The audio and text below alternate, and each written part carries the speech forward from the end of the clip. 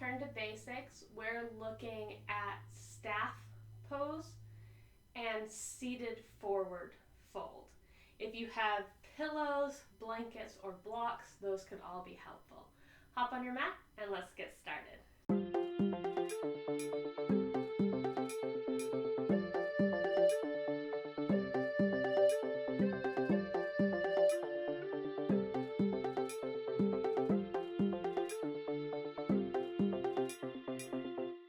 Traditionally, when we come into staff pose, we're going to reach the feet out long.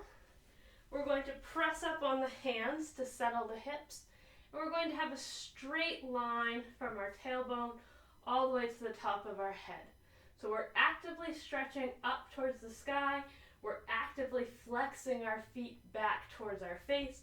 And we're pressing in with the hands here. So this is a very rigid posture and one that can quickly give you some pain in your back or in the back of your legs. And so we're going to do some things that can help with that. The first thing is finding out how to kind of ease the strain on the back of the legs here and also help us continue to sit up tall. And this is going to look a little different for everybody. So the first suggestion is to just play with your blanket. So if I put the blanket underneath my hips, it has me tilt forward a little bit here. And so I'm already more upright than if I was just sitting flat on the mat because my feet are tending down and my hips are slightly elevated here. Both of our other options do the same thing, but just at higher levels. So if we put the block underneath us, we want to make sure we sit on the very edge of the block so that our legs are still nice and straight and the back is still nice and straight. We don't want to be rounding back off the block. So by being on the block, it helps you to be more conscious of the fact that everything should be long lines. And the bolster, same thing. For this one, I probably wouldn't use the pillow or bolster just because it's easier to sink back into it than if you're on a block, but you could bring it underneath you just as easily. As far as the tightness on the back of the legs, this is definitely relieving it by having my hips elevated. But if I was down on the mat, not flexing the feet is going to make it so I don't have as much of a stretch through the back of my legs. Pointing the feet is going to stretch in the other direction, and so you might have a tightness there. You need to work on flexibility that way.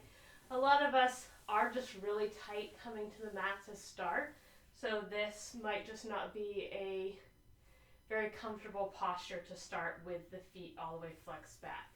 You can bend the knees and still flex the feet. So we're sitting up nice and tall this way.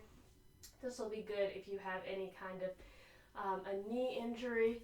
You can bring your pillow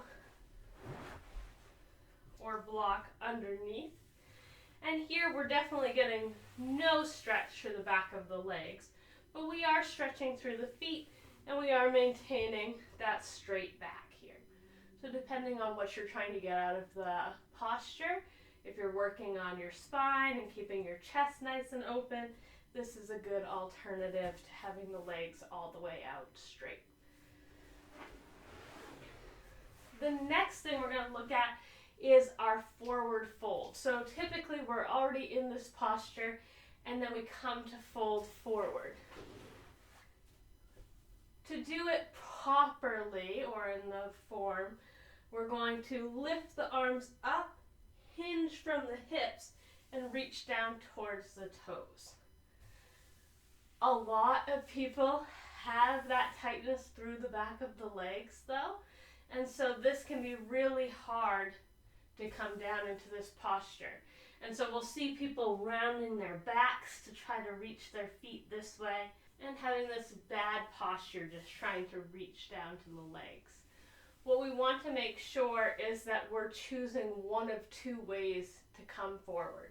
if we want to have that flat back, if the stretch is for the low back and keeping the spine in alignment, then I would suggest bending the knees here, hinging at the hips to be able to tuck the chin, hold onto the feet, or just release the hands if you have really long legs and you're still not reaching the feet. But bending those knees generously because we're getting a stretch in the back here. If you want the stretch in the legs, then you're going to flex your feet. You're going to again hinge from the hips, but just walk your fingers out to the side. So as you're here, again tucking the chin, you can walk your way down. You can use your blanket or a belt, a strap, to bring it around the feet. That way when you bend, you can hold onto it and get more of a stretch through the legs as you're walking down towards your feet. If you are wanting a more restorative stretch, then I would suggest bending the knees, coming forward, still hinging at the hips, but then allow yourself to round into what we call caterpillar pose. So here I'm fully rounded, but my back is still safe. I'm not scrunched forward here. I still found that length and then allowed myself to relax and release my low back. And if you're doing this, it can be really nice to bring your blanket behind you,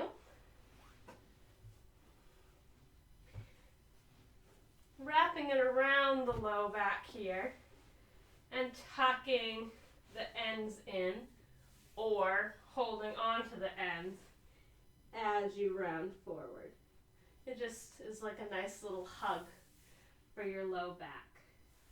The other thing I like to do here is to straighten out the legs and just bring that gap closer so it's not as wide of a gap. So I'm going to bring my bolster and my blanket. I could also use blocks.